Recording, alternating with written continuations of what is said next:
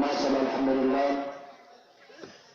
সম্মানিত এলাকাবাসী, আমি আবার আপনাদেরকে বলছি, আপনারা এখন যারা এদিকে সেদিকে ঘোরাফেরা করতেছেন, এদিকে সেদিকে ঘোরাফেরা না করে অতি সত্তর মাহফিল ময়দানে চলে আসুন। এখানে আমাদের বিশেষ অতিথি, অধ্যক্ষার মাহফিলের বিশেষ আকর্ষণ, বিশিষ্ট ইসলামী সঙ্গীত শিল্পী জনাব হাফিজ মোহাম্মদ বিল্লাল হোসেন সাহেব, ছাত্র মনোয়ার ইসলামিয়া ফাজিল মাদ্রাসা। উনি এখনই আমাদের সম্মুখে মূল্যবান নসিহত পেশ করবেন। অতএব আপনারা এদিকে সেদিকে ঘোরাফেরা না করেন অতি সত্তর মাহফিল ময়দানে চলে আসুন। সম্মানিত হাজিরিন, এখন আপনাদের সম্মুখে কোরআন ও হাদিসের আলোকে মূল্যবান নসিহত পেশ করবেন অধ্যক্ষার মাহফিলের সম্মানিত বিশেষ আকর্ষণ, বিশিষ্ট ইসলামী সঙ্গীত শিল্পী, সুললিত কণ্ঠস্বর জনাব হাফিজ মোহাম্মদ বিল্লাল হোসেন সাহেব, ছাত্র মনোয়ার ইসলামিয়া ফাজিল মাদ্রাসা। আমি হুজুরকে তার মহামূল্যবান আলোচনা পেশ করার জন্য মাহফিল ইন্তেজামিয়া কমিটির পক্ষ থেকে সবিনয় অনুরোধ জানাচ্ছি।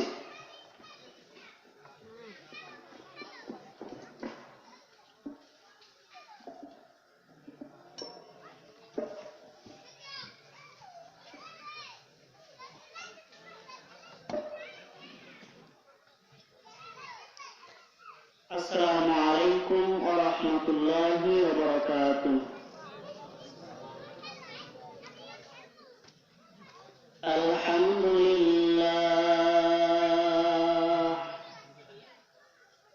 আলহামদুলিল্লাহি নাহমাদুহু ওয়া নাস্তাঈনুহু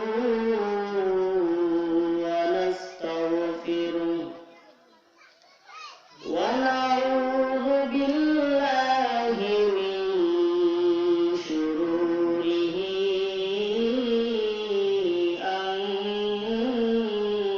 আনফুসিনা। من يهد الله فلا مضل له ومن يضلله فلا هادي له ونشهد أن لا إله إلا الله وأن محمدا عبده ورسوله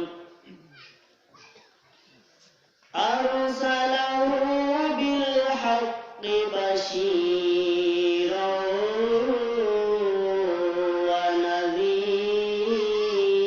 ونذيرا وداعيا إلى الله بإذنه وسراجا منيرا.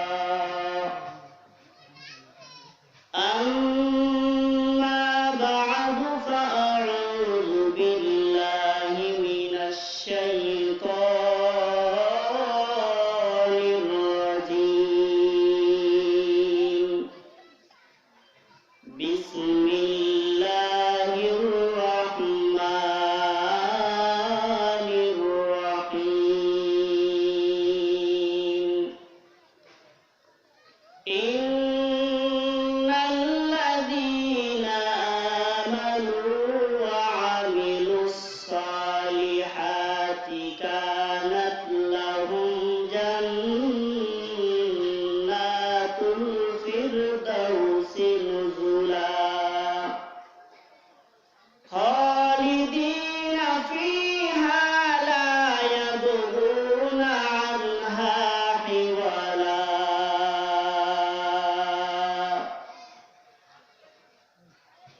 وقال النبي صلى الله عليه وسلم الإيمان بضع وسبعون شعبة فأفضلها قوله لا إله إلا الله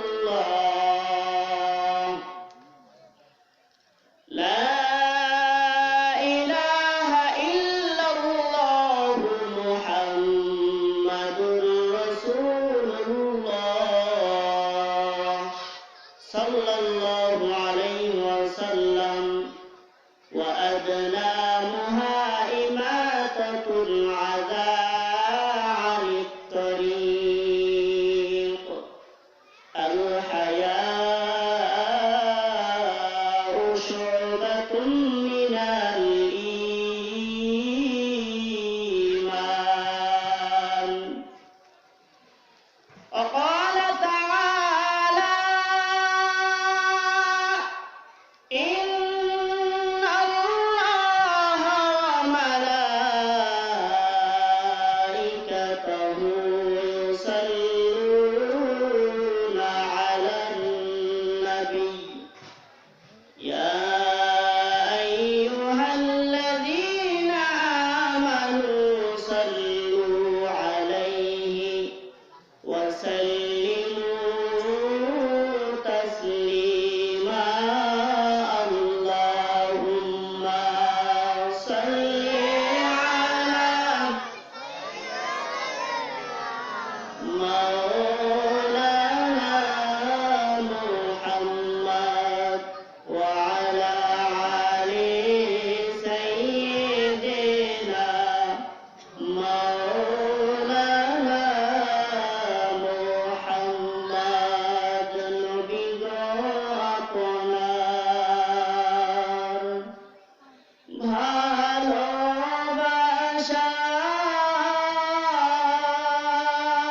ভালোবাসায় আল্লাহর ওলি হওয়া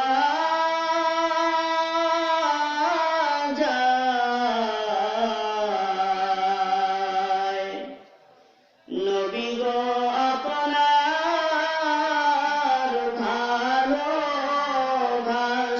ভালোবাসায় জান্নাত ওয়াজিব হইয়া যায় আল্লাহুম্মা সাল্লি আলা সাইয়্যিদিনা মাওলানা মুহাম্মদ সবাই পড়েন সবাই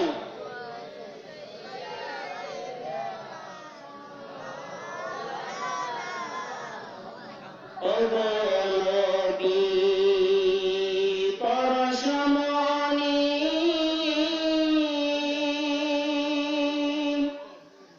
তোমার তুলনা নেই তো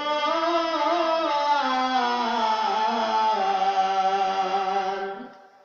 তোমার মতো আরশ ভ্রমণ করে নাই কোনো পয়গম্বর আল্লাহুম্মা সাল্লি আলা সাইয়্যিদিনা মাওলানা মুহাম্মদ ওয়া আলা আলি সাইয়্যিদিনা মাওলানা সবাই একটু জিকির করি লা ইলাহা ইল্লাল্লাহ লা ইলাহা ইল্লাল্লাহ লা ইলাহা ইল্লাল্লাহ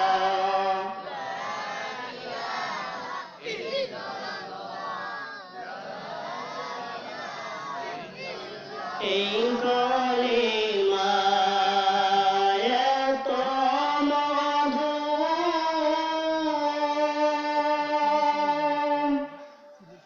আগে আমি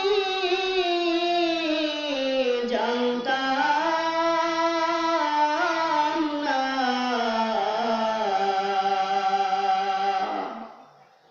আগে জানলে জীবন থেকে এই কলেমা ছাড়তাম না লা ইলাহা ইল্লাল্লাহ লা ইলাহা ইল্লাল্লাহ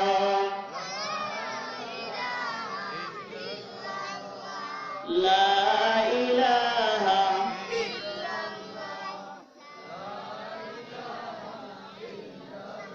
আসমানে আল্লাহ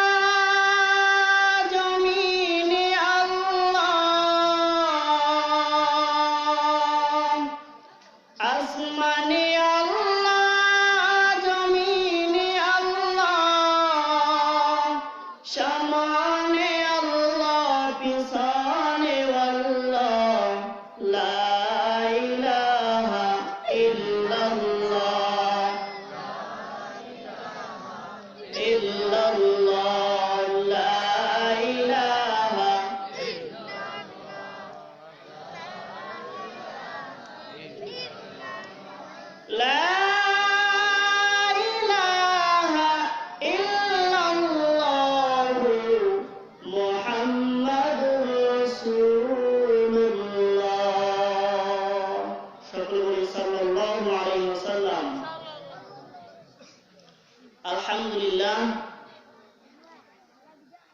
আল্লাহ রাব্বুল আলামিনের দরবারে লাখ কোটি শুকর যে মহান আল্লাহ রাব্বুল আলামিন আমাদেরকে এই জান্নাতের বাগানে আসার এবং বসার তৌফিক দান করেছেন।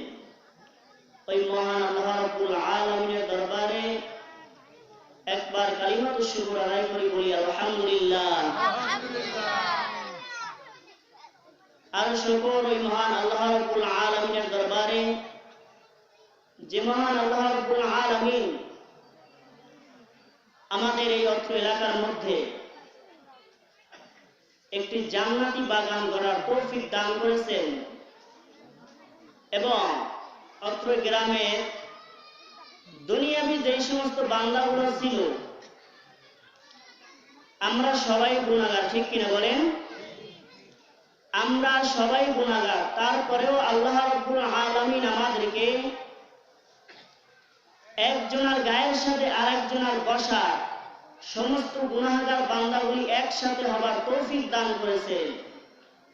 ওই মহান আল্লাহ রাব্বুল আলামিনের দরবারে আরেকবার কালিমাতু শুকর আদায় করি, বলি আলহামদুলিল্লাহ। আপনারা এই এলাকার মধ্যে এই জান্নাতি বাগান করে এবং আপনারা এখানে এসে খুশি না বেজার?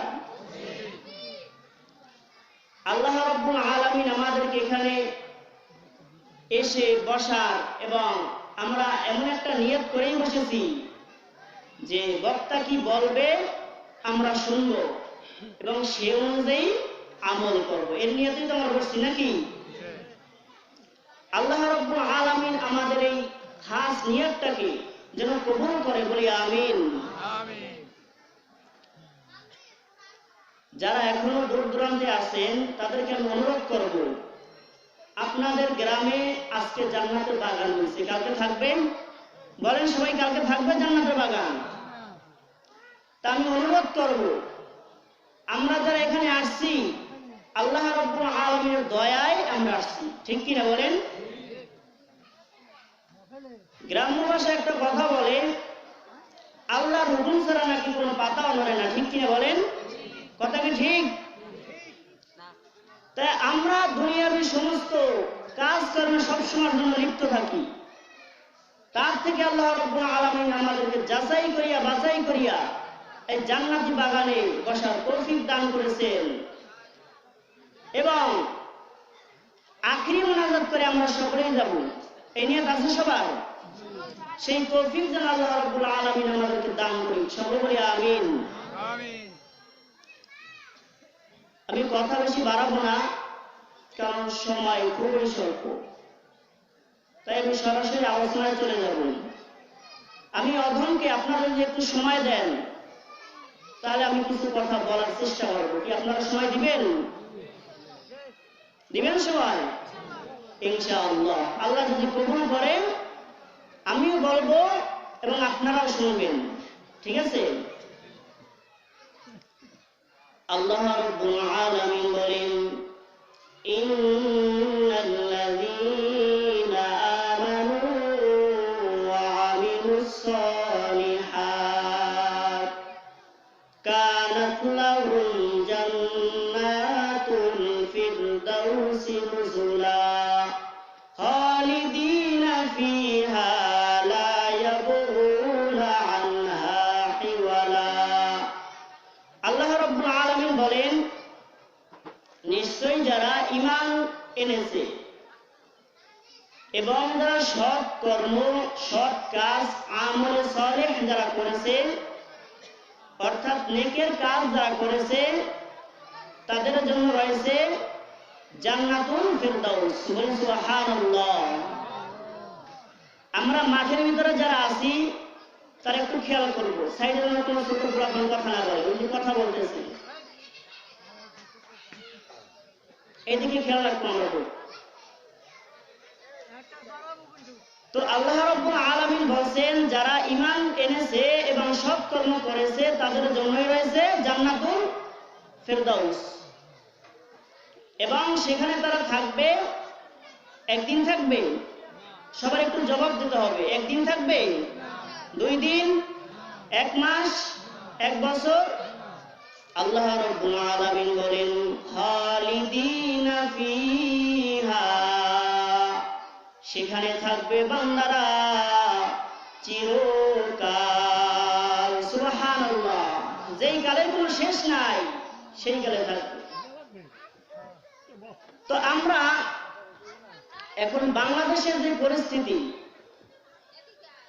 আমরা যারা ঈমান এনেছি,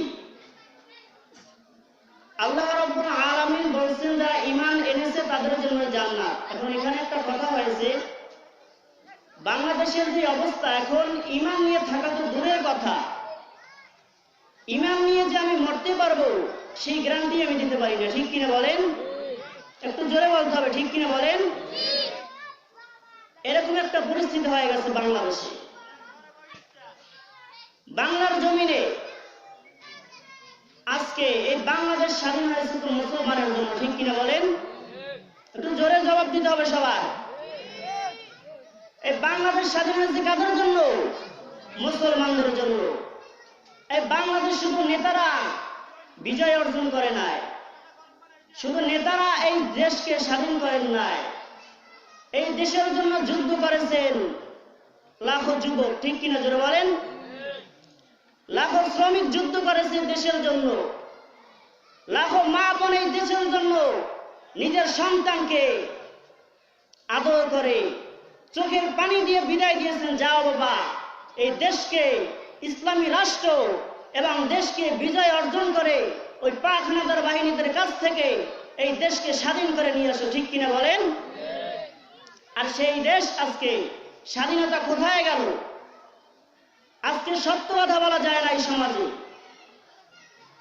সত্য কথা বলতে গেলেই তাকে চলে যেতে হয় কোথায়? মামুর বাড়ি চলে যেতে হয়। বলেন কোথায়? মামুর বাড়ি। সেই দেশে আমরা বসবাস করতেছি, কিভাবে থাকবো ঈমান নিয়ে? এই দেশের ভিতরে নবীর বিরুদ্ধে কথা বলা হয়, আলেমদের বিরুদ্ধে কথা বলা হয়, কালিমার বিরুদ্ধে কথা বলা হয়। এটা সেই দেশ যে দেশ বাংলাদেশের মধ্যে 92% মুসলমানের দেশ। ঠিক কিনা বলেন? এই বাংলার জমিনে সকালবেলা সূর্য ওঠে আজানের ধ্বনিতে, বলেন ঠিক? আবার সূর্য অস্ত যায় আজানের ধ্বনিতে। আজান কিন্তু শুধু নামাজের জন্য দেওয়া হয় না। যদি নামাজের জন্য আজান দেওয়া হতো তাহলে হাইয়া আলাস সালাহ, হাইয়া আলাল ফালাহ এটা কিন্তু যথেষ্ট ছিল। ঠিক কিনা বলেন?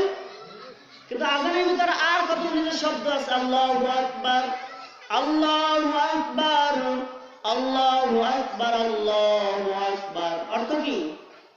আল্লাহ সবচেয়ে বড়। এই শিকারটা দৈনিক 5 বার দেওয়া হয় বাংলার জমিনে, বাংলার আনাচে কানাচে গ্রামগঞ্জে। এই আওয়াজটা দৈনিক 5 বার দেওয়া হয় এবং নামাজের মধ্যে বিভিন্ন সময় আল্লাহু আকবার ধ্বনিতে এই বাংলাদেশটা, এই পৃথিবীটা মুখরিত হয়ে আছে। ঠিক কিনা? সেই দেশে নাস্তিক মুরতাদরা কিভাবে কালিমার বিরুদ্ধে কথা বলে, কিভাবে আজানের বিরুদ্ধে কথা বলে আপনারা জানেন কিনা আমি বলতে পারি না।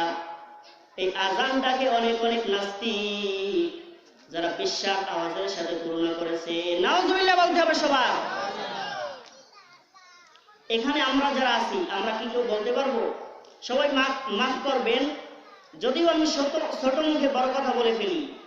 আমরা যারা এখানে আছি আপনারা কি কেউ বলতে পারবেন বেশ্যার আওয়াজ কেমন? খুব বুঝে শুনে জবাব দেবেন। পারবেন কেউ বলতে? কেউ আমরা বলতে পারবো না, কারণ আমরা মুসলমান। যেই নাস্তিক বলেছে, এখানে একটা কথা বোঝা যায়, যেই নাস্তিক বলেছে আজানের আওয়াজ বেশ্যার আওয়াজের মতো শোনা যায়, আমরা এখানে ধরে নিতে পারি আমরা মুসলমান, আমরা বেশ্যার আওয়াজ কেমন এটা আমরা জানি না। কেন জানি না? আমরা ওখানে কি করি নাই, যাই নাই। ঠিক কিনা বলেন? কিন্তু যেই নাস্তিক বলেছে আজানের আওয়াজ বেশ্যার আওয়াজের মতো শোনা যায়, আমরা সরল মনে বুঝে নিতে পারি যে নাস্তিক বলেছে ওই নাস্তিক বেশ্যাখানায় গিয়েছে। ঠিক কিনা বলতে হবে জোরে? এই বাংলাদেশ স্বাধীন হয়েছে ইসলামের জন্য।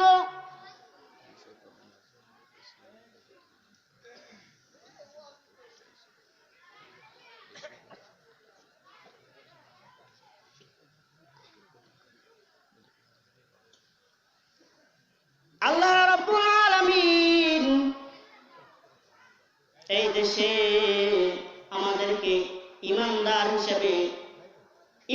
হিসেবে থাকতে বলেছেন। আমি যে আয়াতে কারিমা পাঠ করেছি, আল্লাহ রাব্বুল আলামিন বলেছেন, ইন্নাল্লাযীনা আমানু, হে ঈমানদারগণ, তোমরা যারা ঈমান আনয়ন করেছো এবং আমলে সালেহ করেছো, তোমাদের জন্য রয়েছে জান্নাতুল ফিরদাউস। জান্নাতুল ফিরদাউস কেমন আপনারা শুনবেন? সবাই একটু আওয়াজ দিয়ে শুনবেন। জান্নাতুল ফিরদাউস কেমন?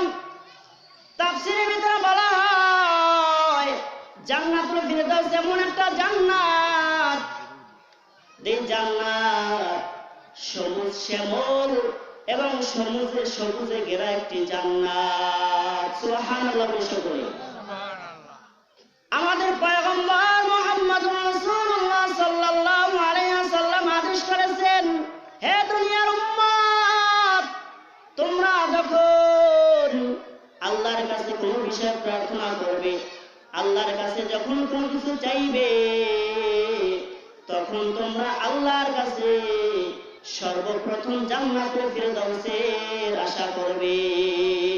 সুবহানাল্লাহ বলে কেমন সেই জান্নাতুল ফিরদাউস? যে জান্নাতুল ফিরদাউস সর্বোত্তম জান্নাত। সর্বোত্তম জান্নাত কেমন? যে জান্নাত সর্ব উপরে, অর্থাৎ জান্নাতুল ফিরদাউসের উপরেই হলো আল্লাহর অবস্থান। সুবহানাল্লাহ বলে সেই জান্নাতে যাওয়ার আশা আছে আমাদের? সবাই বলি আল্লাহ রাব্বুল আলামিন আমাদেরকে কবুল করুন, বলি আমিন। এবং সেই জান্নাতে যারা যাবে তারা থাকবে কতকাল? আল্লাহ রাব্বুল আলামিন বলেন, খালিদিনা ফিহা লা ইয়াবগুনা আনহা হিওয়ালা। ওই জান্নাতে যারা যাবে তারা একদিন নয়, 2 দিন নয়, তারা চিরস্থায়ীভাবে ওখানে থাকবে। সুবহানাল্লাহ বলে এবং একজন মানুষ যদি দুনিয়ার ভিতরে একটা ভালো একটা বিল্ডিং এর ভিতরে যদি কেউ থাকে, সেখানে যদি নাচ নেয়ামতে ভর্তি থাকে, সে কিন্তু একাধারে একইভাবে কিন্তু 1 বছর 2 বছর থাকতে পারবে না। ঠিক কিনা বলেন? তার বাইরে যাওয়ার প্রয়োজন হবে। ওই বিল্ডিংটা একসময় তার মনে হবে এটা একটা কষ্টের খানা, এখানে থাকতে ইচ্ছা করে না। কিন্তু জান্নাতে যারা থাকবে চিরকাল, আল্লাহ রাব্বুল আলামিন বলেছেন তারা সেখানে থাকবে খালিদিনা ফিহা, চিরস্থায়ীভাবে। সুবহানাল্লাহ বলে এখন এখানে আপনারা একটা প্রশ্ন জাগতে পারে, আমরা জান্নাতের ভিতর থাকবো চিরস্থায়ীভাবে, আমরা কি বিরক্তি লাভ করবো কোন সময়? বলেন। এখানে একাদাসে অনেকদিন থাকতে তো বিরক্তি বোধ করা হয়, কিন্তু জান্নাতের ভিতরে এরকম কোনো বিরক্তি বোধ করা হবে? তারা ভুলেই যাবে যে আমরা কিসের ভিতর আছি বা বাইরে কি অবস্থা, আমরা কোথায় যাব, এরকম বিষয় ভুলেই যাবে। শুধু জান্নাতের ভিতর শান্তি আর আরাম। সেই জান্নাতে যাইতে রাজি আমরা? আল্লাহ রাব্বুল আলামিন আমাদেরকে কবুল করুন।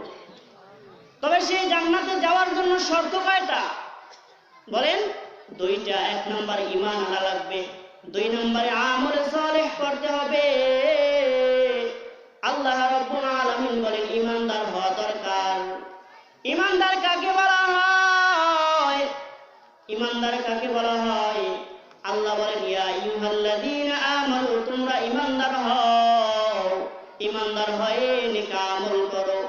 ঈমানের কি সংজ্ঞা বলা হয়? ইকরার বিল লিসান, তাসদীক বিল জিনান, আমাল বিল আরকান। এখানে বলা হয়েছে ঈমান আনার জন্য 3টা প্রয়োজন হবে। 1 নম্বরে মুখে স্বীকার করতে হবে এবং 2 নম্বরে ওইটাকে অন্তরে বিশ্বাস স্থাপন করতে হবে। 3 নম্বরে যেটা করতে হবে, 3 নম্বরে ওই যেগুলো আমি স্বীকার করেছি এবং বিশ্বাস করেছি ওইগুলাকে আমলে পরিণত করতে হবে। এর নাম কি? ঈমান। তো আমরা কি বিশ্বাস করব এবং কি মুখে স্বীকার করব? পয়গম্বর মুহাম্মদ রাসূলুল্লাহ সাল্লাল্লাহু আলাইহি ওয়াসাল্লাম বলেন, আমানতু বিল্লাহি ওয়া মালাইকাতিহি ওয়া কুতুবিহি ওয়া রুসুলিহি ওয়াল ইয়াউমিল আখির ওয়াল কদরি খাইরিহি ওয়া শাররিহি মিনাল্লাহি তাআলা ওয়াল বা'থি বাদাল মাউত। যদি আমি ঈমান আনি, এক নম্বরে এই যে 7টা বাক্য আছে, এই 7টা জিনিসের উপর আমার ঈমান আনতে হবে। এই 7টা জিনিসকে আমার অন্তরে বিশ্বাস করতে হবে এবং আমার মুখে স্বীকার করতে হবে। আমানতু বিল্লাহি, আমি ঈমান আনলাম আল্লাহর উপর, ওয়া মালাইকাতিহি, আমি ঈমান আনলাম ফেরেশতাগণের উপর, ওয়া কুতুবিহি, সমস্ত কিতাবের উপর আমি ঈমান আনলাম, ওয়া রাসূলিহি, সমস্ত রাসূলগণের উপর ঈমান আনলাম, ওয়াল ইয়াউমিল আখির, কিয়ামত দিবসের উপর ঈমান আনলাম, ওয়াল কদরি খাইরিহি ওয়া শাররিহি মিনাল্লাহি তাআলা, এবং এই জমিনে আমরা যারা বেঁচে আছি আমাদের রিজিকের দরকার হয় কিনা বলেন? খানা পিনার দরকার হয় কিনা? এবং এই ভালো মন্দ এই খানা পিনার উপর বিশ্বাস স্থাপন করতে হবে। এই যে খানা পিনা আছে এইটা আল্লাহ রাব্বুল আলামিনের তরফ থেকে আসে। এবং আরেকটা কি, ওয়াল বা'থি বাদাল মাউত, এবং এই জীবনটা শেষ নয়, এই জীবন পরে আরেকটা জীবন আছে, সেখানেও আমাদের যাইতে হবে, ঠিক কিনা? তো এর নাম হলো ঈমান। প্রথমত এই 7টা জিনিসের উপর ঈমান আনতে হবে। আল্লাহ রাব্বুল আলামিন বলেন, ঈমানদার হও। আমরা যদি দুনিয়ার বুকে তাকাই, ঈমানটা নিয়ে বাঁচা বড় কঠিন বিষয় হয়ে পড়ে। ও মুসলমান, আমরা যদি পিছনের ইতিহাসের দিকে তাকাই, নবীর যুগে যারা ইসলাম গ্রহণ করেছে, আজকে তো আমরা মুসলমান। আমার বাবা মুসলমান, সেই সুবাদে আমি একজন মুসলমান। আবার আমার দাদা মুসলমান, সেই সুবাদে আমি মুসলমান। আমার দাদার দাদা মুসলমান, সেই সুবাদে আমি মুসলমান। কিন্তু এটা কিন্তু মুসলমান বলা হয় না। পয়গম্বরের জামানায় যারা মুসলমান হয়েছে কত কষ্ট করেছে, ঠিক কিনা বলেন?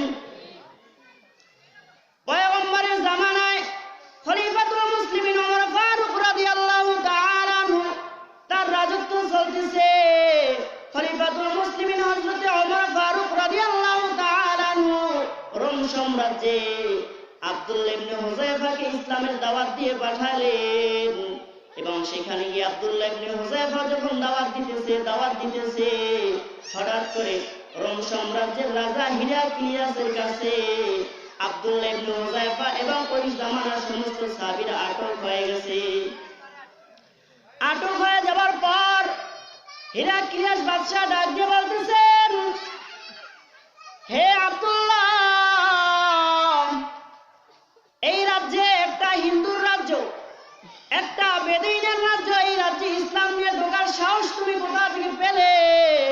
আব্দুল্লাহ ইবনে হুযায়ফা ডাক দিয়ে বলেন, এটা আমার ঈমানি দায়িত্ব, এটা আমি ইসলাম ধর্ম প্রচার করতে এখানে আমি আসছি, এখানে কারো বাধা বিপত্তি মানব না, আমি আল্লাহর দাওয়াত দিব, নবীর দাওয়াত দিব। এই কথা বলার পর হিরাক্লিয়াস বাদশা সঙ্গে সঙ্গে আব্দুল্লাহ ইবনে হুযায়ফাকে ফাঁসির কাষ্ঠে ঝুলিয়ে দেয়। নাউজুবিল্লাহ বলি সকলে।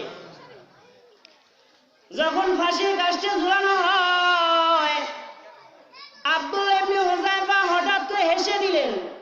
কেন হেসে দিলেন? কেন দিলেন? এটা কিন্তু মুসলমান বলা হয়, এটা কি ঈমানদার বলা হয়? যে ঈমানদার, যে মুসলমান ফাঁসির কাষ্ঠে সামনে গিয়েও বলবে, আমি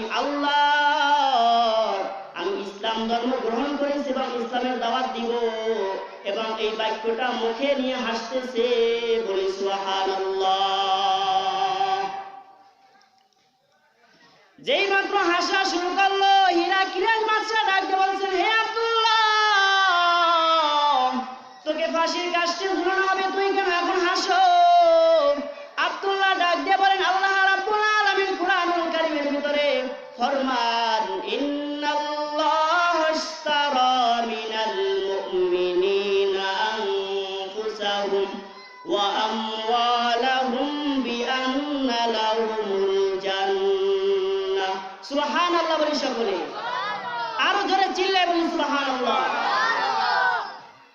আল্লাহ রাব্বুল আলামিন বলেছেন, যারা মুসলমান হবে, যারা ঈমানদার হবে, যারা মুমিন হবে, তাদের মাল এবং জানটাকে যদি আমি আল্লাহর রাস্তায় খরচ করে, আমি আল্লাহ রাব্বুল আলামিন তাদেরকে জান্নাত দিয়ে দিব। সুবহানাল্লাহ বলি সকলে। আব্দুল্লাহ ইবনে হুযায়ফার জন্য হাসতেছে, বলে আমি আমার জানটাকে আল্লাহর দরবারে বিলীন করে দিব, এর জন্য আল্লাহ রাব্বুল আলামিন আমার জন্য জান্নাত রেডি করে রেখেছেন। সুবহানাল্লাহ।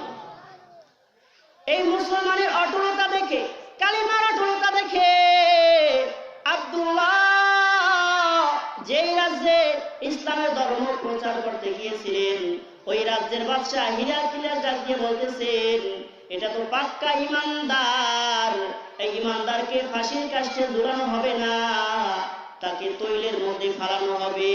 নাউযুবিল্লাহ বলি সকলে। আব্দুল্লাহ ইবনে হুযায়ফার অনেক সৈন্য, তাদেরকে আগুনের ভিতরে ফালানো হয়। আগুনের উপরে তৈল দিছে, তৈল দেওয়ার পরে জাল দিতে দিতে এক পর্যায়ে টকবক করতেছে। এরকম সময় আব্দুল্লাহ ইবনে হুযায়ফার সমস্ত সঙ্গীগণকে আগুনের ভিতরে ফেলিয়ে দেওয়া হয়। আব্দুল্লাহ ইবনে হুযায়ফা চেয়ে দেখতেছে, হিরাক্লিয়াস বাদশা ডাক দিয়ে বলতেছেন, আব্দুল্লাহ এখনো সময় আছে, মুহাম্মাদের কালিমাটা ছেড়ে দাও, আল্লাহকে ছেড়ে দাও, তাহলে এই আগুন থেকে তোমাকে ছেড়ে দেওয়া হবে। আব্দুল্লাহ ইবনে হুযায়ফা ডাক দিয়ে বলেন, না না, এটা সম্ভব নয়। আমি যেই কালিমা পড়েছি, যে আল্লাহকে আমি মালিক হিসেবে মেনেছি, ওই মালিক হতে আমরা ঈমান থেকে, ইসলাম থেকে আমরা হটব না। সুবহানাল্লাহ বলি সকলে। আব্দুল্লাহ ইবনে হুযায়ফা এক পর্যায়ে ওই আগুন দেখে, ওই তৈল দেখে এক পর্যায়ে চোখ বেয়ে পানি পড়তেছে। হিরাক্লিয়াস বাদশা ডাক দিয়ে বলতেছে, আব্দুল্লাহ আমার আর বুঝতে বাকি নাই, তুই ভয় পেয়ে গেছো। না না, ভয়ের কোনো কারণ নাই, তোর কালেমাটা আমার কাছে দিয়ে দে, আর তোর জানটা তুই ফেরত নিয়ে নে। নাউযুবিল্লাহ বলি সকলে। আব্দুল্লাহ ইবনে হুযায়ফা ডাক দিয়ে বলেন, রে বাদশাহ, আমি ওই জন্য কাঁদতেছি না, আমি কাঁদতেছি কেন জানো? আব্দুল্লাহ ইবনে হুযায়ফা ডাক দিয়ে বলতেছেন, হে বাদশাহ, আমি ওর জন্য কাঁদি না, আমি কাঁদি আল্লাহ রাব্বুল আলামিন আমাকে একটা জীবন দিয়েছে, এই একটা জীবনকে আমি তাওহীদের জন্য, ইসলামের জন্য তৈলের মধ্যে ফলাইয়া আমি ইসলামের সাক্ষী দেব, আমি আল্লাহর সাক্ষী দেব। আমার 100টা যদি জীবন দিত, আমাকে যদি 1000 জীবন দিত, আমি ওই 1000 জীবনকে তৈলের মধ্যে ফালাইয়া আমি তাওহীদের স্বীকার করতাম। সুবহানাল্লাহ বলি সকলে। এক আল্লাহ বিনে কারো কথায় ঈমান আমার চলবে না, এক আল্লাহ বিনে কারো কথায় ঈমান আমার চলবে না। ঠিক কিনা বলেন? সবাই একটু বলতে পারবেন আমার সাথে? এক আল্লাহ বিনে কারো কথায় ঈমান আমার চলবে না, মুরতাদেরা যে যায় বলুক, উল্টা পাল্টা পথে চলুক, মুরতাদেরা যে যায় বলুক, উল্টা পাল্টা পথে চলুক, রাসূলেরই পথ ছেড়ে, রাসূলেরই পথ ছেড়ে এক পাও যে নড়ব না, আল্লাহ বিনে কারো কথায় ঈমান আমার চলবে না। চলবে কার পথে? সবাই একটু জবাব দেন, কার পথে চলবে ঈমান? যে জীবনটাকে আল্লাহ রাব্বুল আলামিন আমাকে দিয়েছে, ওই জীবনটাকে আল্লাহর পথে বিলীন করে দিতে হবে, ঠিক কি না? সবাই একটু জিকির করি, লা ইলাহা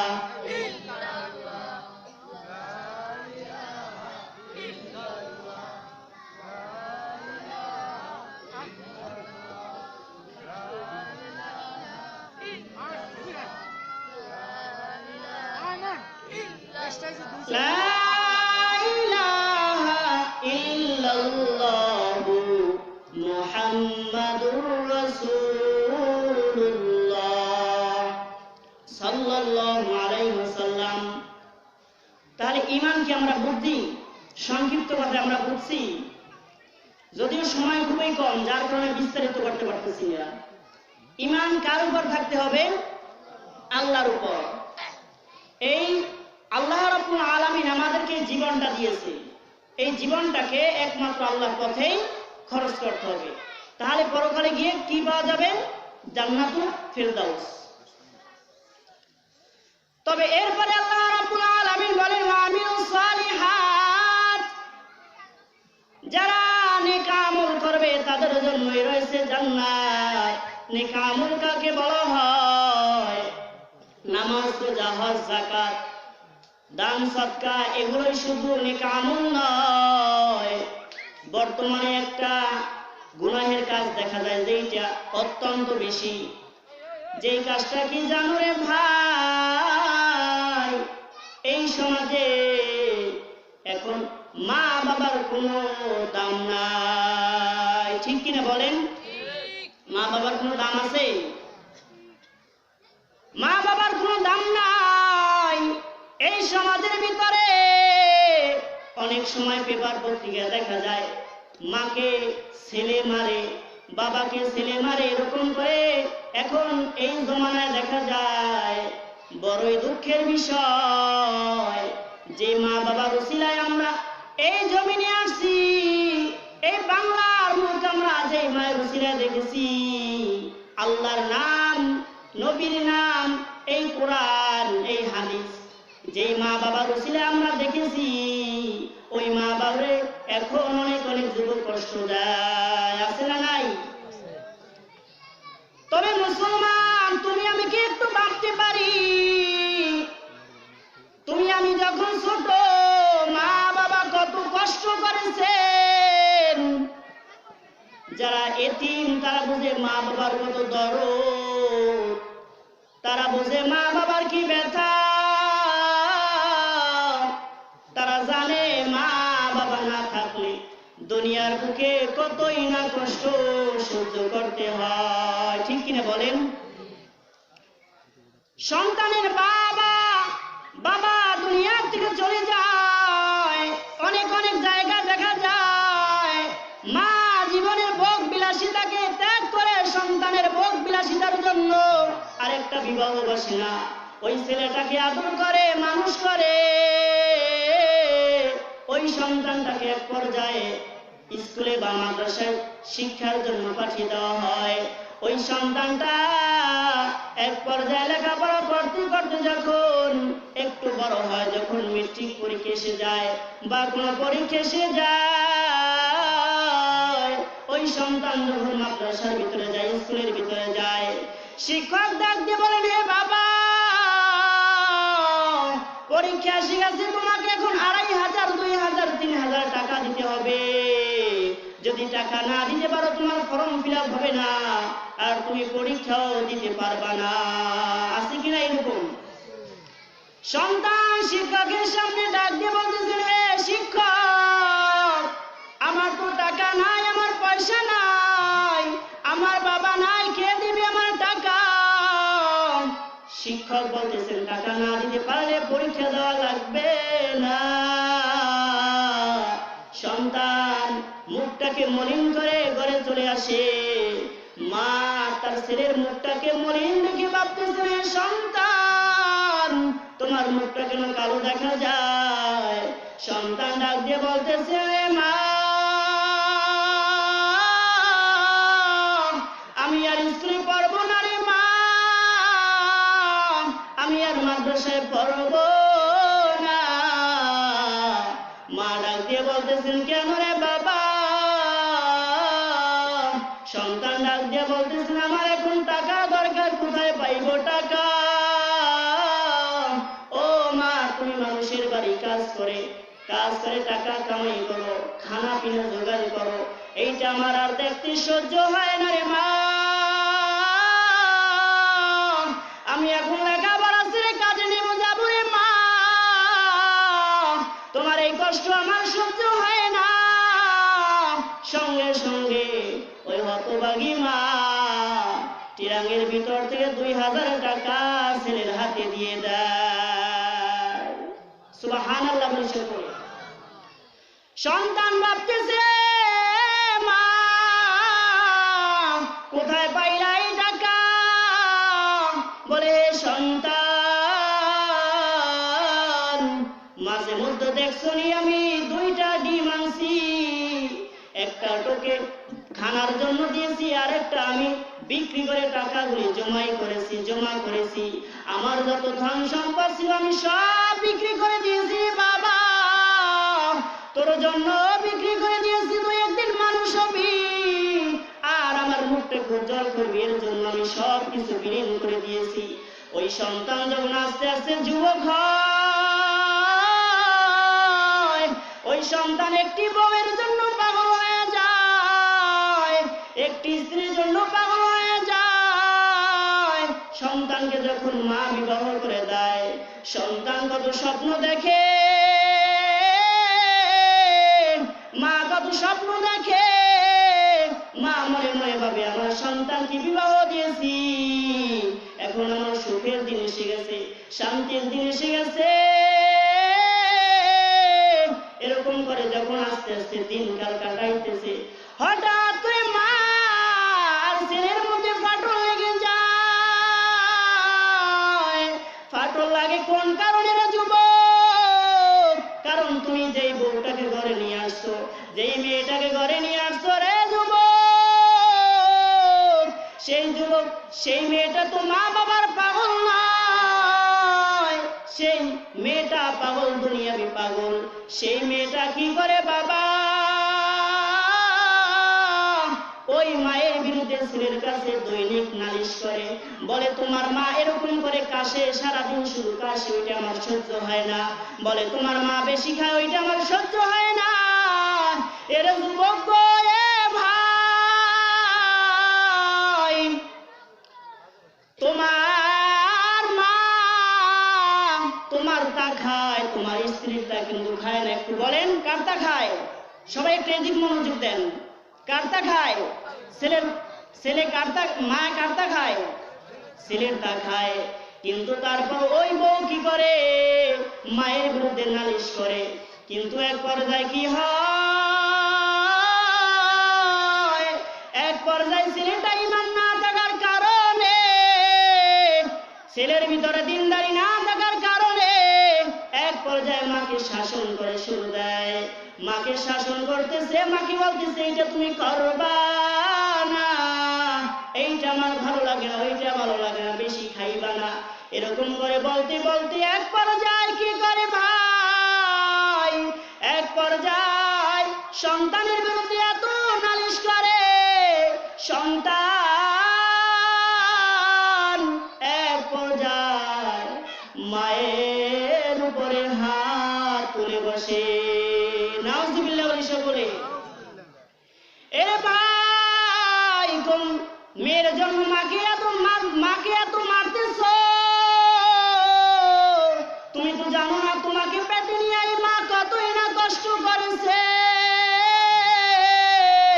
মানুষের সামনে বেরোতে পারে না লজ্জায়। এরে ভাই, আজকে স্ত্রী মোহাম্মতে মরে মাকে মারতেছ। এরকম করে মাকে মারতে মারতে এক পর্যায়ে মাকে জুতা করে দেয়। তারপর ওই স্ত্রী ক্ষান্ত নয়, মাকে যখন মারে, মা আল্লাহর দরবারে দুটি হাত উত্তোলন করে, আল্লাহ আমাকে মারে, এর জন্য কোনো দুঃখ নাই, তবে আমার এই সন্তানের একটা সন্তান দাও। কখনো ছেলে মেয়ের জন্য বদদুয়া করে না, মা বাবা কখনো ছেলে মেয়ের জন্য বদদুয়া করে না, সবসময় দোয়া করে আমার এই সন্তানটা যেন ভালো মানুষ হয়। এই দোয়াটাই মা সবসময়ের জন্য করে। এক পর্যায়ে যখন সন্তান মাকে মেরে আলাদা ঘর করে দিল, মা সারাদিন শুধু কাঁদে আর পিছনের ইতিহাস গুলো মনে মনে পড়ে। সন্তান একদিন বাজার থেকে খুব দেরি করে বাসায় ফিরছে, হঠাৎ করে দেখতেছে দরজাটা খোলা, আর তার বিবিকে ডাক দিয়ে বলতেছে, বিবি এই দরজাটা কেন খোলা রাখছো? বিবি ডাক দিয়ে বলেন, হে স্বামী গো, আমার কাজ আছে, আমার ব্যস্ততা আছে, আমি উঠে গিয়ে দরজাটা খুলতে পারবো না, এর জন্য আমি এই দরজাটাকে খোলা রেখেছি। স্বামী ঘরের ভিতরে গিয়ে দেখে তার আদরের সন্তান, 4-5 বছরের সন্তান, নাবালক শিশু, তাকে নিয়ে দেখতেছে তার বিবি আদর করতেছে আর তার সাথে কথা বলতেছে। সুবহানাল্লাহ বলে সকলে। স্বামী হঠাৎ করে অবাক হয়ে পড়েছে আর ডাক দিয়া বলতেছে, বউ এ আমার বিবি, এই ছেলেটার খুব ঘুম দরকার, খানা দরকার, তাকে এরকম করে কেন তুমি খেলাধুলার ভিতরে রাত 3টার সময় রাত 2টার সময় কেন খেলাধুলার ভিতরে কেন কাটাইতেছো? স্ত্রী ডাক দিয়া বলতেছে, স্বামী গো তুমি এইটা বুঝবা না রে ভাই, এ ভাই তুমি তো যুবক, মা বাবার কষ্ট বুঝবা না, ছেলে মেয়ে যে লালন পালন করতে কতই যে কষ্ট হয়। যুবকের উপর হঠাৎ করে আল্লাহর ঈমান চলে আসছে, আল্লাহর উপর বিশ্বাস চলে আসছে। সন্তান মনে মনে ভাবতেছে, আমার মায়ের উপর কতই না অত্যাচার করেছি। সন্তান দৌড় দিছে মায়ের দরবারে আর ডাক দিয়ে বলতেছেন, প্রাণের মা,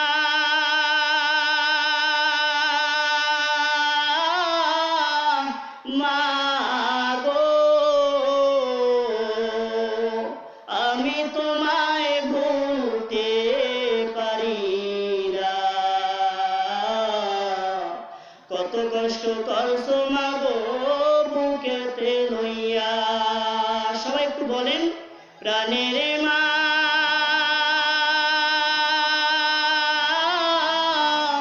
মা গো আমি তোমায় ভুলতে পারি না, কত কষ্ট করছো মা গো বুকেতে লইয়া। রাস্তাঘাটে চলার পথে যদি আঘাত পাই, তোমার নামটি নিলে পরে ব্যথা শেষ হয়ে যায়। ঠিক কিনা বলেন? এই কুদরত আমাদের মাঝে আছে না নাই? দেখবেন আমরা যখন বাজার খাই, হঠাৎ করে আমাদের মুখ থেকে বেরিয়ে হয়ে আসে, ওরে মাগো, ও মাগো রে, এরকম করে শব্দ বের হয়ে আসে। সন্তান মায়ের দরবারে গিয়ে বলতেছে, রে মা দরজাটা খুলে দাও, তোমার অদম তোমার দরবারে হাজির, এ মা দরজাটা খুলে দাও। রাত্র 3টার সময় মা যায় নামাজে বসে কাঁদে আর আল্লাহর দরবারে দোয়া করে, ডাক দিয়ে বলতেছেন, রে আল্লাহ আমার সন্তানটাকে হেদায়াত দান করো। ছেলে যখন বলছে, হে মা দরজাটা খুলে দাও, খুলে দাও, মা ভিতরে বসে ভয় পেয়ে গেছে। মা ডাক দিয়ে বলতেছেন, সন্তান আমার আর মারবি না, গতকালকে মারছো সেই ব্যথা এখন পর্যন্ত আমার শরীর থেকে যায় না রে বাবা, আমাকে আর তুই মারবি না। এ সন্তান একটু আমাকে বিশ্বাস কর, আজকে আমি তোর বউয়ের সাথে কোনো ঝগড়া করি নাই, তোর বউয়ের সাথে কোনো খারাপ আচার ব্যবহার করি নাই, আজকে তুই আর আমাকে মারতে আসিস না। ছেলে ডাক দিয়া বলতেছে, রে মা, তুমি যদি দরজা না খোলো আমি কিন্তু দরজা ভেঙে ফেলবো। মা এবার কি করে চিন্তিত হয়ে বলতেছে, আমার ছেলে বড়ই রাগুয়া, যদি আমার ছেলে যদি রাগ হয়ে যায় আমাকে আজকে আরো বেশি মারবে। এর জন্য ওই সন্তান তার মা হঠাৎ করে দরজাটা খুলে দেয়। দরজা খুলিয়া মা দাঁড়াতে পারে না, ব্যথার যন্ত্রণায় ছেলেটা হঠাৎ করে মায়ের পা ধরে কান্না করে আর বলে, মা আমাকে মাফ করে দাও, এতদিন আমি বুঝতে পারি নাই রে মা, সন্তানের জ্বালা যে কত বড় জ্বালা, আমাকে মাফ করে দাও। মা ডাক দিয়ে বলতেছেন, সন্তান আজকে একটা কথা বিশ্বাস করিয়া লও, কোন মা বাবা কোন সন্তানের জন্য বদদুয়া করে না, ঠিক কিনা? সেই মা বাবার খেদমত করতে কি আমরা কি রাজি আছি? বলেন। এটা কিন্তু খুব বড় একটা ইবাদত, খুব বড় একটা ইবাদত। আর মা বোনরা যারা আছেন তাদেরকে আমি অনুরোধ করব, তারা স্বামীর বাড়ি গিয়েই শাশুড়ির উপর অত্যাচার, তার স্বামী তার ভাইকে খাওয়াইতেছে, তার মাকে খাওয়াইতেছে, তার আত্মীয় স্বজনদের খাওয়াইতেছে। এর জন্য তোমার যদি জ্বালা পড়া লাগে তাহলে তুমি কেমন মুসলমান, তুমি কেমন নারী? এটা তোমারটা খাওয়াইতেছে না, এটা খাওয়াইতেছে কারটা? সে নিজের কামাই তার মাকে খাওয়াইতেছে, ঠিক কিনা বলেন? তার ভাইকে খাওয়াইতেছে, এটা তো তার অধিকার নাকি? তো এই দিকে আমরা খেয়াল রাখবো মা বোনরা, আপনারা যারা আছেন, এবং একটু পর্দা করার চেষ্টা করবেন। পর্দা কিন্তু শুধু নারীর জন্য নয়, পুরুষের জন্য পর্দা আছে। আবার আজকাল যে বোরকাগুলো বের হয়েছে এটা কিন্তু পর্দার বোরকা হইতে পারে না, কি বলেন ঠিক কিনা? পারে না। আর এই জমানায় খুবই একটা অজুহাত চলে আসছে, যারা যে সমস্ত মহিলা রাস্তাঘাটে যায়, বাজারে যায়, তারা একটা উদাহরণ দেয়, একটা অজুহাত দেয়, বলে আমার স্বামী বিদেশ, আমার বাজার করতেই হবে। কি বলে না? বলে আমার স্বামী বাড়ি নেই, আমার বাজার করতেই হবে। তবে আমি বলবো, এই সমাজে যত ধর্ষণ হয়, যত অকাজ হয়, খারাপই যত কাজ হয়, এর জন্য কিন্তু শুধু যুবকরা দায়ী নয়। আমার সাথে আওয়াজ দিতে হবে, কি বলেন? কথা ঠিক? যুবকরা শুধু দায়ী নয়। কারণ মা বোন, আপনারা যদি রাস্তা থেকে বের না হইতেন, যদি বাজারে না যাইতেন, যুবকের চোখ পড়তো না। কি পড়তো? এর জন্য খেয়াল রাখতে হবে যে আল্লাহ রাব্বুল আলামিন নারী এবং পুরুষকে দুজনকেই আকর্ষণ দিয়ে সৃষ্টি করেছেন। এই জন্য আল্লাহ রাব্বুল আলামিন পর্দা নাযিল করে দিয়েছেন, আকারনা ফি বুয়ুতিকুন্না ওয়ালা তাবাররুজনা তাবাররুজাল জাহিলিয়াতিল উলা ওয়া আকিমনাস সালাত ওয়া আতিনাস যাকাত।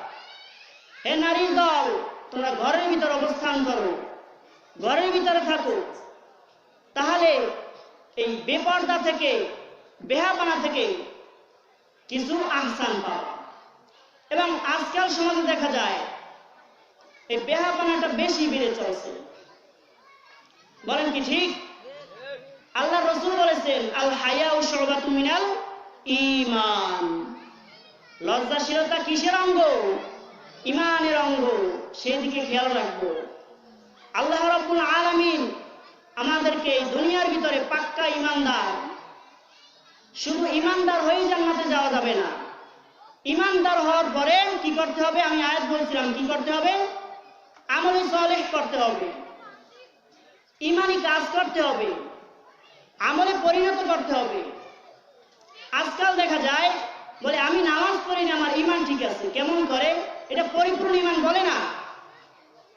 আমি জানি এই টুপিটা দেওয়া সুন্নত, আমি জানি দাড়ি রাখা কি বলেন সুন্নাত, এই দাড়ির ইমানদার আমি হয়ে গেছি, দাড়ির ইমানদার কি আমি হয়ে গেছি, কিন্তু আমি পরিপূর্ণ ইমানদার হতে পারিনি। কারণ কি, আমি মানছি দাড়ি রাখা সুন্নাত, কিন্তু আমি দাড়িটা পরিপূর্ণভাবে আদায় করি নাই, রাখি নাই। আমি কি পাক্কা ইমানদার হতে পারছি না। আমি জানি টুপিটা সুন্নাত, আমি টুপির ইমানদার হয়ে গেছি, তো এই ইমান দিয়ে জান্নাতে যাওয়া যাবে না, এটা আমলে সালেহ অর্থাৎ কাজে পরিণত করতে হবে। আমি যখন এই টুপিটাকে মাথায় দিব, তখনই আমি আমলে সালেহের কাজ করব, তখনই আমি ইমানদার, পরিপূর্ণ ইমানদার হয়ে যাব। আল্লাহ রাব্বুল আলামিন আমাদেরকে সকলকে পাক্কা ইমানদার এবং আমরা যারা এখানে আসছি আমাদের সকলকে ইমান নিয়ে বেঁচে থাকার তৌফিক দান করুক, সকলে বলি আমিন। এবং আমলে সালেহ এটা বেশি বেশি করার তৌফিক দান করুক, সকলে বলি আমিন। আমলে সালেহ শুধু মসজিদে যাওয়াই, মসজিদে যাইয়া শুরু করা লাগে না, মাঠে ঘাটে বসেও আমলে সালেহ করা যায়, যায় কি যায় না? আমি কাজ করব, বিসমিল্লাহ বলে শুরু করব। আমি একজনের সাথে দেখা হবে, আসসালামু আলাইকুম রাহমাতুল্লাহ, ভাই আপনি কেমন আছেন, এরকম করে আমলে সালেহ কাজ করা যায়। তাই এই দিকে সবাই খেয়াল রাখবো। সময় খুবই সংক্ষেপ, যার কারণে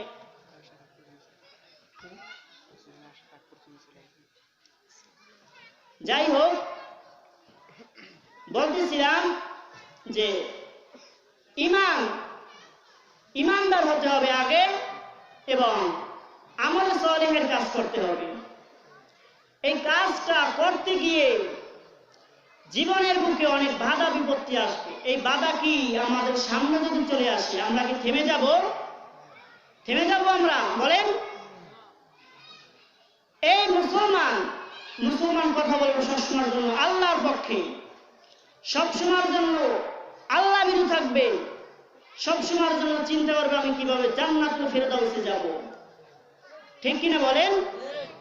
সেই তৌফিক আল্লাহ রাব্বুল আলামিন আমাদেরকে দান করুক, সকলে বলি আমিন। এবং আমরা যারা দুনিয়ার বুকে আছি, এখানে অনেকেই মুরব্বী আছেন, কি আছেন কি নাই বলেন, সবাই একটু জবাব দেন। আমরা অনেকেই ভাবতেছি আমার বয়স এখন 10 হয়েছে, 20 বছর হইলে আমি আমল করব, 30 বছর হইলে আমি দাঁড়িয়ে রাখবো, 40 বছর হইলে আমি মসজিদ মুখী হয়ে করবো, এরকম করে সবাই ভাবে কি ভাবে না বলেন? সবাই একটু জবাব দেন। কিন্তু আপনার আমার এই যে হায়াতটা 10 থেকে 20 যাবে, এই গ্যারান্টি কে দিছে? কেউ দিছে? আমি এখান থেকে আমি নিচে নামতে পারবো এর কোনো গ্যারান্টি নাই, আছে? নাই। তাহলে আমি কিভাবে 20 বছরের মসজিদ মুখী হই? এই গ্যারান্টি আছে আমাদের কাছে? এবং যারা বৃদ্ধ হয়ে গেছে, যাদের দাড়ি সাদা হয়ে গিয়েছে, তারা মনে মনে ভাবতেছে, তাদের কাছে একসময় জিজ্ঞাসা করবেন যে কি করছেন জীবনে। যদিও যুবক বয়সে তারা আকাম কম করে নাই, তারপরও যুবক বয়সে বলবেন যে বাবা কিছুই করতে পারি নাই, কবরে ডাক চলে আসছে, বাবা কিছুই করতে পারি নাই, দোয়া করো যেন আল্লাহর ইমান নিয়ে যেন কবরে যাইতে পারি। বলে কি বলে না? সবাই বলে, জোরে বলেন, পিছনে বাইরে একটু জবাব দেন, বলে। তবে যারা এরকম করে বৃদ্ধ হয়ে গেছেন, যারা ভাবতেছেন শিশু, কৈশোর, যৌবন, বৃদ্ধ এরকম করে করতে করতে জীবনটাকে শেষ করে দিয়েছি, কিন্তু আমল কিছুই হলো না, আমার নিজের কাজ কিছুই করতে পারলাম না, আমার নিজের কাজ কিছুই করতে পারলাম না, কবরে তো যাইতে হবে। আপনি আমি যদি ভাবি এই দুনিয়াটা কিছুই না রে ভাই, এই দুনিয়ার জমিনে সন্তান বাবার জন্য আপন নয়, এটা শুধু মিশে খেলার কিছুই না রে ভাই। এই জীবনটা একদিন শেষ হয়ে যাবে, এই জীবনটা একদিন শেষ হয়ে যাবে, শুধু দেহটা পড়ে রইবে। তো আমার জীবনটা এই জমিন থেকে চলে যাবে, আমার দেহটা পড়ে যাবে, আপনি আমি যদি একটু ভাবি, আপনি আমি মারা যাবার পর এই দুনিয়ার থেকে যদি আপনি আমি বিলীন হয়ে যাই, আপনার আমার জীবনের কোনো মূল্য নাই, কোনো মূল্য নাই। কি মূল্য আছে? আপনার আমার নামটা যদি চিরস্থায়ী করে না যেতে পারি, আপনার আমার নামটা যদি বাংলাদেশের তালিকায় না আনতে পারি, আপনার আমার এই জীবনের কোনো মূল্য নাই। এর জন্য বিভিন্ন কবিরা বলেন, এমন জীবন তুমি করিও গঠন, মরণে হাসিবে তুমি কাঁদিবে ভুবন। একটু বলেন সবাই, এমন জীবন তুমি করিও গঠন, মরণে হাসিবে তুমি কাঁদিবে ভুবন। এমন জীবন তুমি করিও নারী গঠন, মরণে কাঁদিবে তুমি হাসিবে ভুবন। এই জীবনের কোনো দাম নাই, তবে যে জীবনটা যদি আমি অর্জন করতে পারি, একটা ইমানি জীবন যদি আমি গঠন করতে পারি, একটা ভালো জীবন যদি আপনি আমি গঠন করতে পারি, আপনি আমি মারা যাবার পর শুধু বাংলাদেশ নয়, এই পৃথিবীর বুকে আপনার আমার নামটা চিরস্থায়ী থেকে যাবে। সুবহানাল্লাহ। তবে সেই জীবনটা কেমন করে গঠন করতে হবে? আপনারা কি দেখেন নাই, আমাদের পাশেই নিসারউদ্দিন রহমাতুল্লাহ আলাইহি মাটির নিচে শুয়ে গেছে, কিন্তু বাংলা নয় তামাম পৃথিবীর মানুষ জানে নিসারউদ্দিন রহমাতুল্লাহ নাম একজন ব্যক্তির নাম আছে, একজন আল্লাহর ওলি আছে, তামাম বাংলার মানুষেরা জানে। তার জীবনটা কতই না ধন্য, তার জীবনটা কতই না ভালো।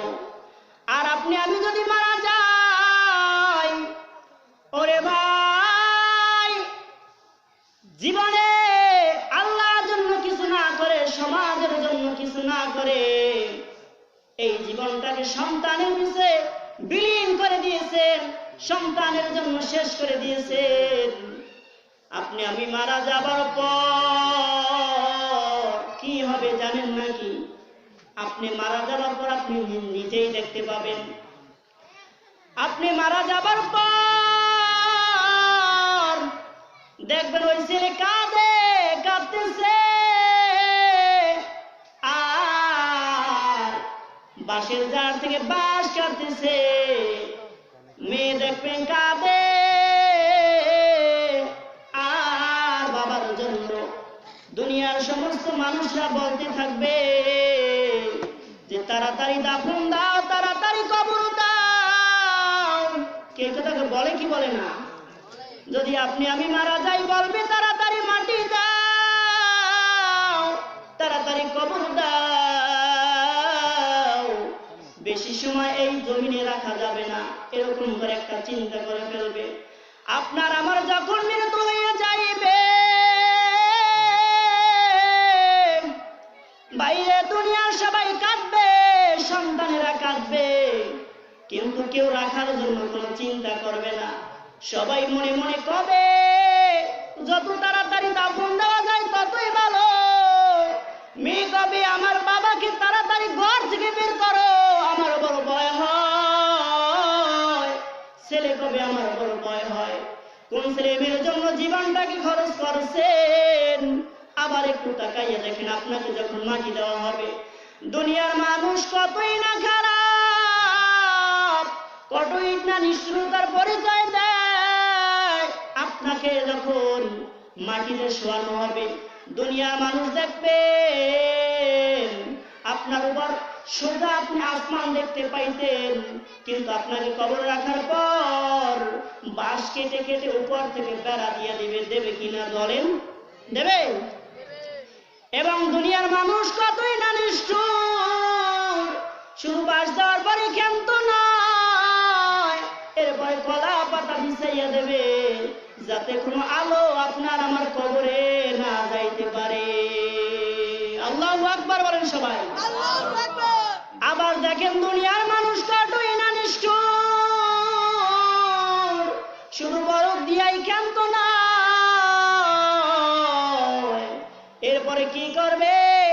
যেই সন্তানের জন্য টাকা খরচ করেছেন ওই সন্তান নিজের হাতে মাটি খুঁজিয়া আপনার আমার কবরের উপরে চাইপা চাইপা দিতে থাকবে।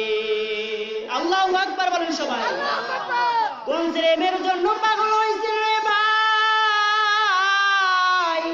তাই আজকে আমি অদম আপনাদের কাছে বলতে চাই, ছেলে মেয়ের পিছনে দুনিয়ার সমস্ত কাজকর্ম ফালাইয়া আল্লাহর জন্য একটু জীবনটা দিয়ে দেন, নবীর সুন্নাতের জন্য একটু জীবনটা দিয়ে দেন।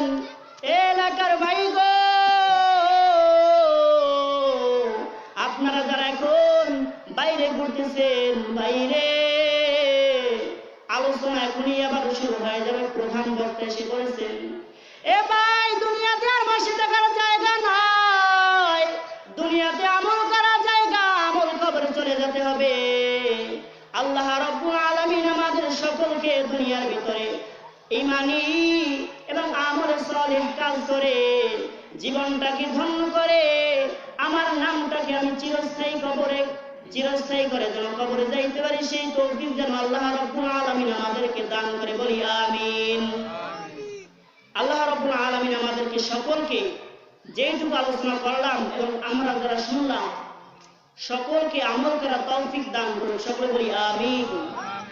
এবং আপনাদের এই সমাজে একটা জান্নাতের বাগান মিলতেছে গত 3 বছর ধরে নাকি, এই জান্নাতের বাগানটা যেন কিয়ামত পর্যন্ত জারি থাকে, এই তৌফিক যেন আল্লাহ রাব্বুল আলামিন আপনাদেরকে এবং আমাকে সকলকে দান করুক, সকলে বলি আমিন। এই জান্নাতি বাগানে আমরা অনেক কিছু শিখতে পাই, আমরা কবরমুখী হই, আল্লাহমুখী হই। তাই এই জান্নাতি বাগানকে সকলে মিলে পরিচালনা করার, সামনে এগিয়ে যাওয়ার তৌফিক দান করুক, সকলে বলি আমিন।